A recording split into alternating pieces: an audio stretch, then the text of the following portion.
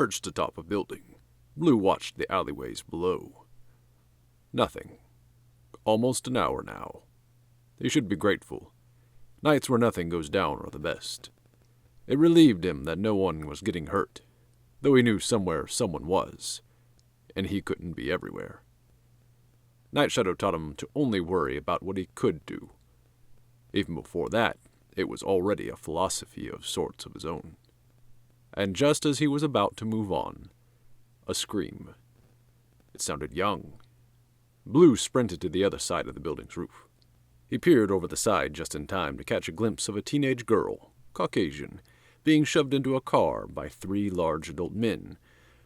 One was black, the other 2 Hispanic, and they put her into a black 2012 Escalade. License plate number, got it. And he was off. Blue reached for his earpiece, then realized he'd forgotten it. He didn't have his call device in. Well, he'd just have to remember the plate and everything till then. Ah, heck, he couldn't remember it that long. But wait, he could remember it. But no, by then the kidnappers would be long gone.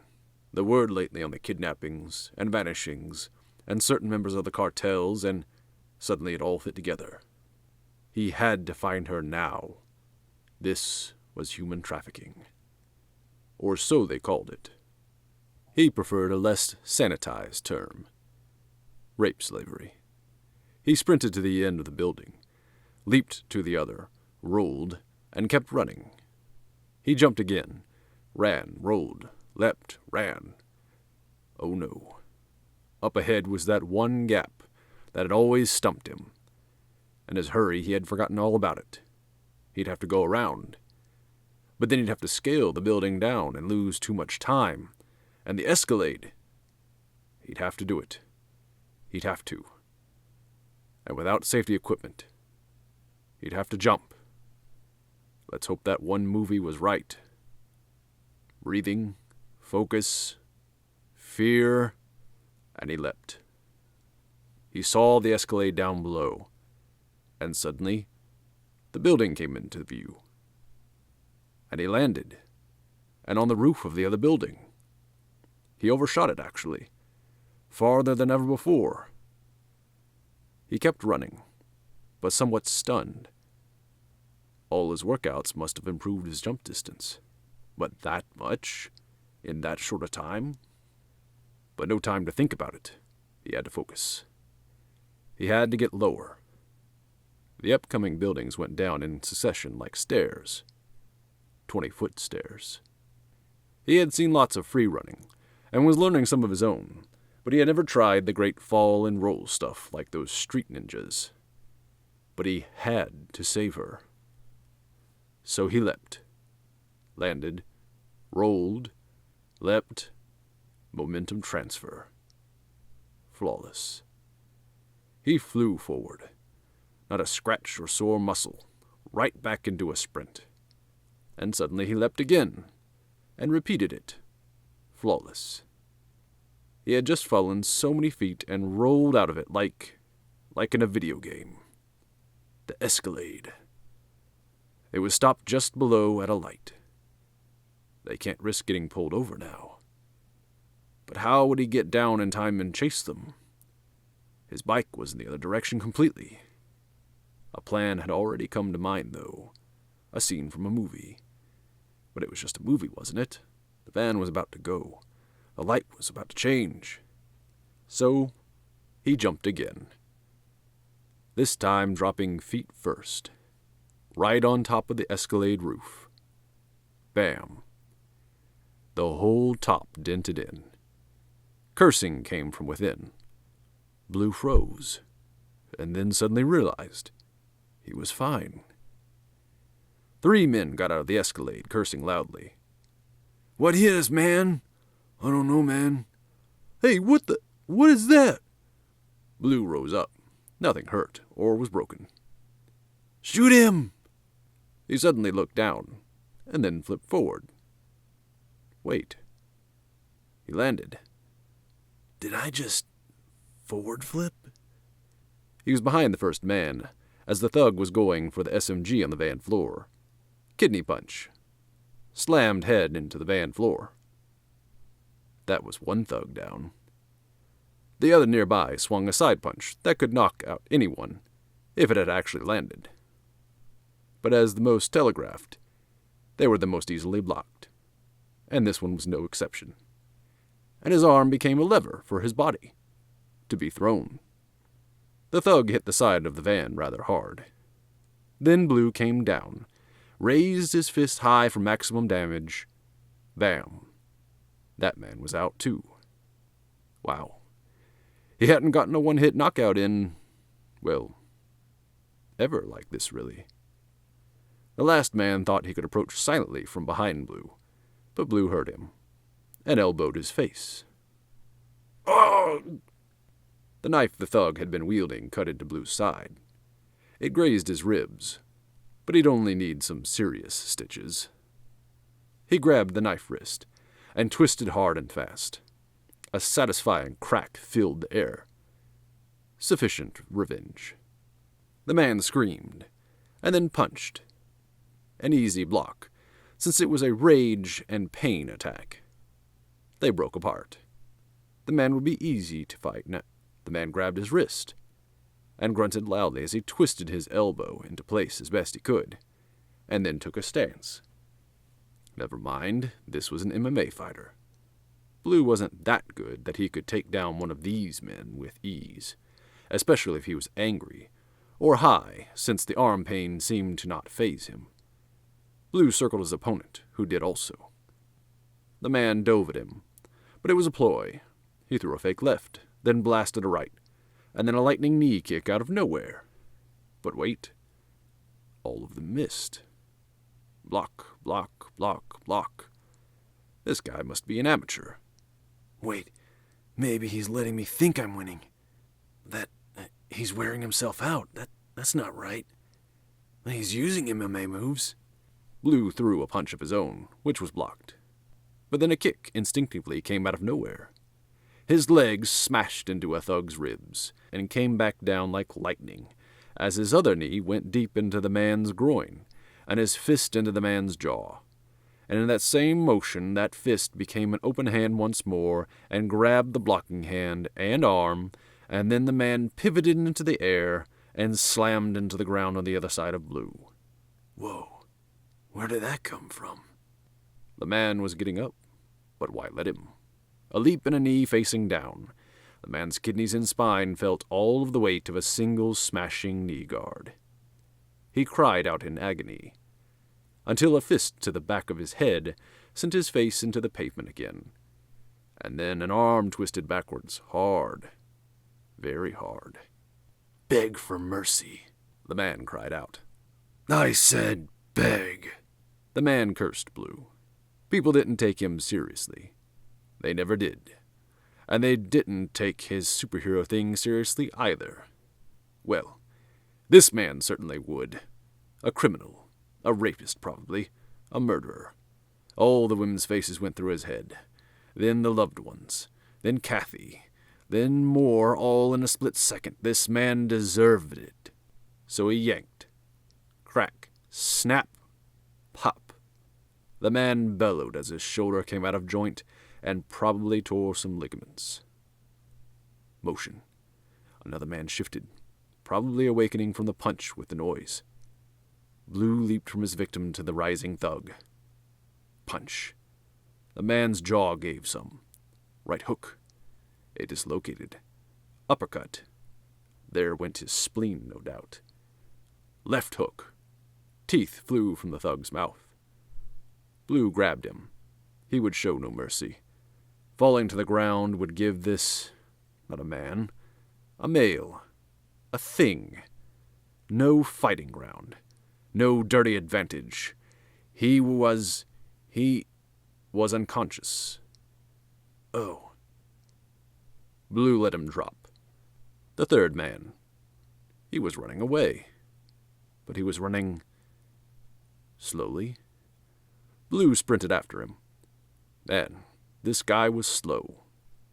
He turned suddenly to fight, but Blue was already ready. Blue leapt, and his knee flew into the man's face, catching him as he flew by, and now to land, Easy, just like TV. And he stopped, slide spinning, and leapt back at the man, throwing punches like crazy. The thug, completely caught off guard, took every one of them. He tried to block at times, but Blue simply hit his blocking arms away and landed another punch. Soon the man could barely stand. He's not even paying attention to me. Blue threw a fist into the man's stomach, which sent the man's eyes wide open. Then a swing kick to his face, then another punch to his face to send him in the opposite direction, and use his kinetic energy to enhance the punch. And as he fell, Blue grabbed his wrist and yanked him back up for a spin kick. The man slammed into the ground. Blue breathed hard and stared at the man, expecting him to get up. But he did not. He suddenly looked back, expecting the others to attack. But they weren't even moving. He walked over to the fan. The girl lay in the back, eyes wide with fright, duct tape over her mouth and securing her wrists and ankles. Blue stepped forward, and she struggled in fear. You're safe. I'm going to release you. He grabbed the man's knife from before, and the girl watched in fear as she seemed to half expect him to cut her. But her bonds fell away, and she pulled the tape from her own mouth. Still unsure what to think or say, she just stared at the men on the ground. What? Hey, are you all right? Yeah, I think so. Can you go home from here? Yeah, I think so. Call the police when you get there, okay? Okay, what about them? Blue looked at the thugs for a second. They'll walk funny for a while, but they'll live. She kept staring at the thugs in their broken state, and then zoned out. Hey! She snapped back to looking at Blue, fear still in her eyes. Listen, I'm walking you back. To your house. You're in shock. A patrol car rolled around the corner. A light came on from its side. Hey, you! Blue spotted, then sprinted away, over the nearby wall, then through the alley, then across the street, through another alley, up the fire escape, onto the building, over a gap, over another, and he stopped and leaned against a vent. The adrenaline, it was so good. He stood there, breathing as he enjoyed its effects while it faded. He found himself looking down at his hands. Enemy blood covered them. That meant it was on everything he touched. A trail. He took off, running some more. Suddenly his gloves shifted, moved. The blood moved from his knuckles and hands to his palms. But he didn't feel it. He was focused on getting out of there. The police already didn't approve of vigilantism. He saw a puddle in a pothole. He quickly wiped and washed his gloves, which came clean oddly fast. He looked them over again before leaping to the next building. Wait, did he just do that without a running start? He paused for a second, then remembered again he had to run, and sprinted, longer than he had ever at that speed. Soon, he was at his bike. This might be a little too much action tonight. The police might be looking for me. Better call it a night. Pulling into the lair, he propped his bike up and walked towards bed, removing bits of his outfit as he did, dropping them on the ground until, at last, he fell on the mattress. He didn't realize how tired he was. But he guessed it made sense. He ran, jumped, fought, and even harder, faster, higher, and farther than he ever had before. And then it struck him that he hadn't been struck all night, except for the knife grazing.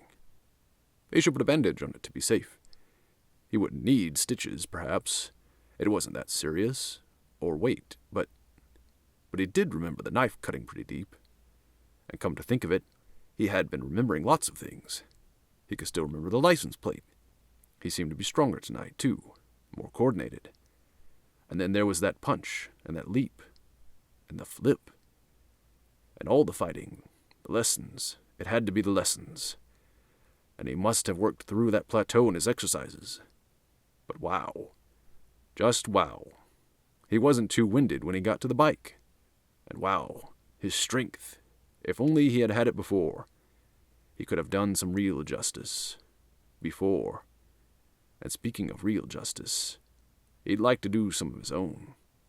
I wonder if those guys are still around, and if they're involved in any trouble. Oh, how I'd like to get some payback on them for all those years of bullying and rudeness, hazing. Shut up, shut up, shut up! Adam yelled at his most hated enemies in his school days. Anger built. A shadow creeped from the darkness. It beckoned. The bullies seemed fearful of it. Adam welcomed it. He always did accept the rejected people, the odd ones out. It approached. He held out his hand. It reached a hand of tendrils of its own, and just before they clasped, it leapt on him. It slithered about and morphed and suddenly formed his costume and cowl. He looked down at his outfit, a blacker version of his own. He looked up at the wicked men before him. You don't know who I am? I'm the Blue Shadow. No, that would never do. That dorky name. The suit's all black now, thanks to the whatever that was. I'm the Shadow now. Just the Shadow. Yes, I'm the Shadow. And he leapt forward and punched the snide remark from ever escaping the old bully's mouth. He went through every single fight he'd wished he'd fought, and the ones he'd liked to have started, and the ones that never escalated, the ones he'd wished he'd thrown punches in and won. And finally, the ones he'd lost. Then he found himself on the cliff facing the river, being asked how turtles mate. Then he grabbed the wrist of the hazing schoolmate before he could abuse the younger Adam and swing the safety helmet down on his head. Want to know how a bird flies? The creature pulled over his face, covering it in black, with wicked eye coverings. The man stared in fear that quickly grew to terror. The others stepped forward, but one was kicked away, and the other backhanded. He pulled the man close again. Well, do ya? He yanked the man over to the cliff wall, the water rushing below. He lifted the man above his head. The covering to the mouth was restraining him. He couldn't talk, couldn't move his mouth. Gotta pull mouth open, gotta speak, gotta breathe. Suddenly, the solid mask covering his face sprang open at the mouth, revealing jagged teeth and a long, slender tongue, dripping saliva flying out of its maw. Well, how do you like hazing now? Do you still like it? Well, do you? Adam's voice came out augmented, strange, as if resonating, strangely, slitherly. The man could only yell as he waved his limbs and stared at the drop below, which had become much farther down. You don't deserve to be an officer of the law. You're a worthless human being, you sadist. And he threw the man. Wait, that wasn't how it went. An officer of the law. And the man hit other men, and they all transformed into strangers, and suddenly it hit him. He was dreaming. But what is this? And suddenly he was fully awake. Adam stared down from a warehouse roof. Below, a police car had a spotlight on him. Several thugs laid about unconscious. Several in a pile underneath him. He looked down at the warehouse truck loading area. Another police car had come around. This is the police. Come down immediately or we'll open fire. Adam suddenly realized he needed to leave. Fast. And so he turned and sprinted. He leapt to another warehouse roof and ran some more. Doors slammed and tires squealed. He heard them all, and approaching engines. He turned perpendicular to the road instead of parallel, and leapt over the gap between close warehouses and sprinted down that side. How did I get here? Where am I? The warehouse district. But why? When? How? He leapt again and dropped. Where was his bike? He ran. An alleyway, a street corner, a fire escape. He stopped finally. How far had he run? Several miles, to be sure. Well over 4. He breathed heavily, and thought. Was I dreaming? I was, but it was real. But how and what? He looked down at his hands. What could it be? He had read up on sleepwalking in the psychology readings from Night Shadow. But sleep fighting? Was it something he ate? And then it struck him. He looked down at his hands. Was it the creature from the dream? Or was he losing his mind? Blue looked up. His reflection stared back from a dark store window. No, he wasn't Blue anymore. He was more shadow now than Blue. In fact, Blue had vanished from his outfit altogether. It was all black. Suddenly his body shifted. His clothes moved. His eyes widened in horror. The creature from the nightmare. It was real? It lowered part of itself in a gooey, leathery-sounding way to create an obsidian cape that fell to hang behind him. He was in all black now. Or am I still dreaming? I must still be dreaming. And thanks to my old lucid dreaming experiments, if I am dreaming, then what if I make my mask more like... And the white eye covers pulled over his own, like in the comics. He'd always wanted something like this, but couldn't risk them fogging up nor the glare. This, oddly, had neither. Perfect vision. Adam looked at his suit's material. It was like a second skin, airtight, yet it breathed perfectly. Whatever this thing was, it was awesome. And yet he felt strangely somehow like almost as if it was becoming part of him, communicating with him in some way. Perhaps it was merely connecting with his nerve endings somehow. Either way, it felt good. Very good. Analyzing it can wait. The cops were surely combing the area for him. He had to make distance fast. I wish I could be in something a little less conspicuous, especially since I'll be driving and... He felt the suit move. He looked behind him. His cape slowly pulled up onto his back. His outfit shifted texture to mimic leathers. His head became uncovered. He looked at his body, a riding outfit.